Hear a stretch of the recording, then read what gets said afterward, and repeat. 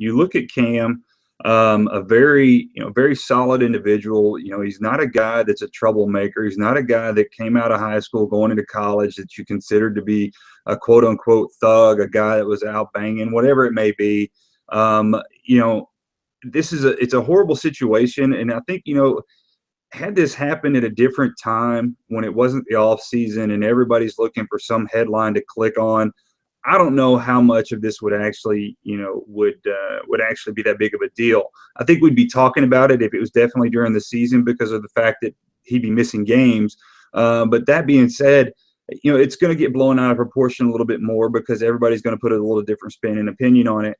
That being said, defense attorney, a very well-known defense attorney there in Monroe, Louisiana, did say, he doesn't like for guys to have felony on their records. And it was said that, he believed it could be plead out to a misdemeanor, if not dismissed completely, just based on the fact alone that if you go and look at the police report, he has no criminal record. He has no viable background that would suit giving this kid 1 year in prison minimum is the charge for this felony, with a maximum of 5. So can you tell me that you're going to take a kid who's an all SEC player after his sophomore year and get stopped with a gun and you're going to put him in prison? I mean, I think that'd be pretty catastrophic and, it would be pretty sad to say the least. So I think that Cam is probably going to end up getting plead out. Then, of course, today, Nick Saban's on with Paul Feinbaum and basically in so many words made it sound as though that, they're working closely to see what's going on, but had a pretty good feeling that Cam's going to come back and vague way of putting it. But, his words were, should we keep him here where there's a process and a discipline, a structure set up, or do we just throw him to the fishes? And that makes you feel like, they're going to do whatever they can to keep Cam. The thing, Mark, that you got to realize is, if you lose Cam Robinson for a set amount of games, okay, let's hypothetically say he does get plead out to a misdemeanor or it does get dismissed, some form or fashion of discipline is going to come from Saban. You got to figure that. So from our contact, you and I are very well astute with Stephen Smith, Touchdown Alabama Magazine, good friend of ours, reached out to him to talk to him about it. And the thought process from him was that, you're looking at possibly a 4-game suspension as his discipline from Saban. If that's the case, you're looking at him missing the USC Ole Miss game, and he'd be back in time for the Kentucky matchup. Not a situation you want to be in if you're Alabama, having your star-studded offensive lineman. You already have questions as it is going into this season. I think that's probably what's more critical at this point when you start looking at it is what's the impact of this with that 2016 Alabama football team. So in terms of Nick Saban, he has built up, as of the recent past, a reputation and a track record of taking a bit of a chance on some recruits.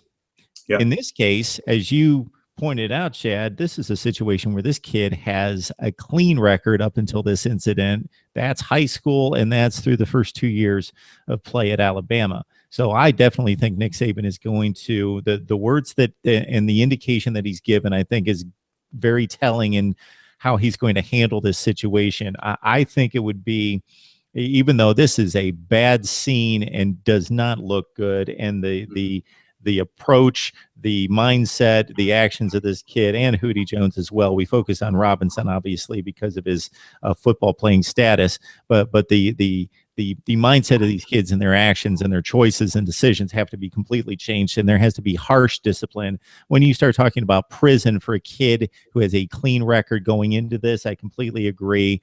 That just can't be part of it. The weapons weren't used, and again, without that record previously, I think this needs to be taken as a one-time incident, dealt with harshly. But when you talk about prison, you're talking about really changing a young man's future and really causing harm to what the athletic department and the administration could do to kind of cocoon him, protect him, and definitely enforce penalties and counsel and help without subjecting him to that kind of lifestyle and that situation for the next year. from a football standpoint, it's pretty obvious. The kid's arguably the best left tackle in college football, with others moving on to the NFL.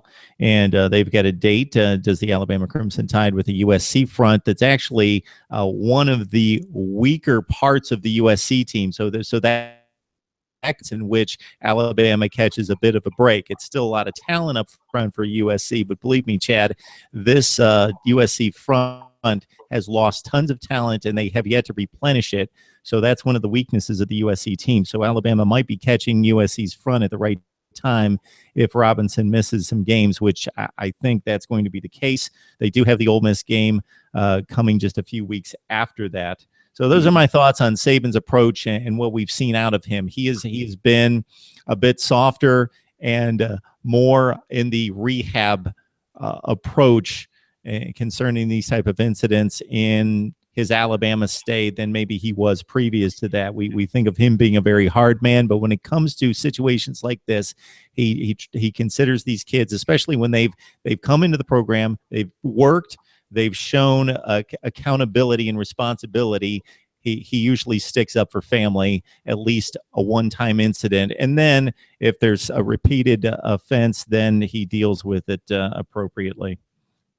Yeah, I agree. I think that's really going to be the key here. And, that's going to drive a lot of people nuts in the SEC when it happens. There'll be a lot of people out there, screaming favoritism, whatever it may be, and the fact that this is in LSU's backyard, it kind of it's a nice little storyline going into the football season. But I think the biggest thing here you got to look at is the fact that the district attorney there doesn't want to put a felony on this kid. He's usually really good at trying to work with kids and trying to make sure that they don't have a felony on their record. I think that speaks volumes, and that's coming from guys that have actually worked with him in the legal system there in Monroe. So I think that's really going to be a benefit to him.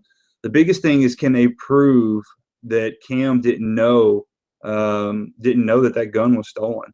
I think that's going to be the biggest thing. If they can prove that, then without a doubt, I think he goes misdemeanor, if not dismissal, period, just because of the fact this kid, he has a clean record. We talked about that. And so I think that's going to be a big deal.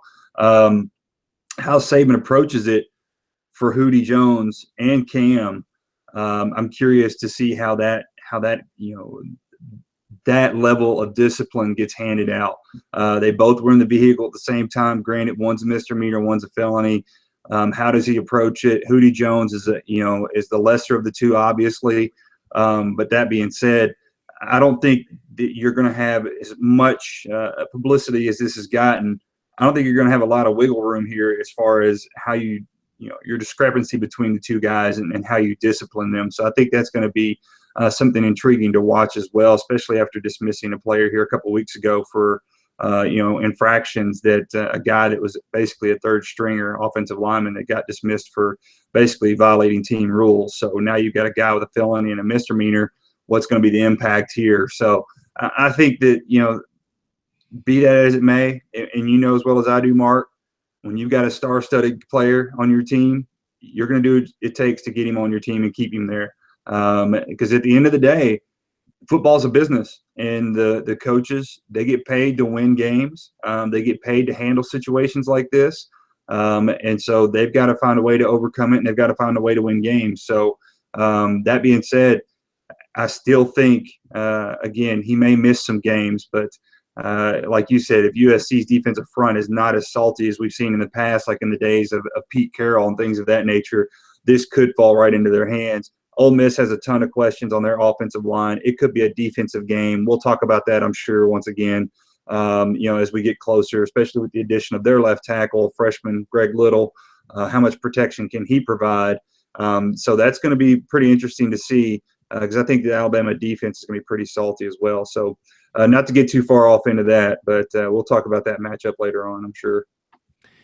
Yeah, I was just doing a USC breakdown with an SB Nation writer, Nick Dempsey, and we ran down the depth chart, and they've lost 5 or 6 of their best players. And the best kid coming back, Kenny Bigelow, out until November. So they are paper thin along the offensive front. So the Cam Robinson loss may not be that significant against USC, although the Trojans very talented elsewhere. Chad, it's funny because the biggest gap in college football, basically in terms of news and things going on, are between the end of spring practice and the beginning of fall camp, that first week of August. And those coaches, all they want is to keep these kids healthy and keep them out of trouble. That's all they need. But we still see the issues across college football, and it's inevitable. They're 18 to 22-year-old kids running all over the place and being kids, and it's going to happen. So I'm not condoning this action whatsoever, but it's going to happen to every program across the country, and certainly has.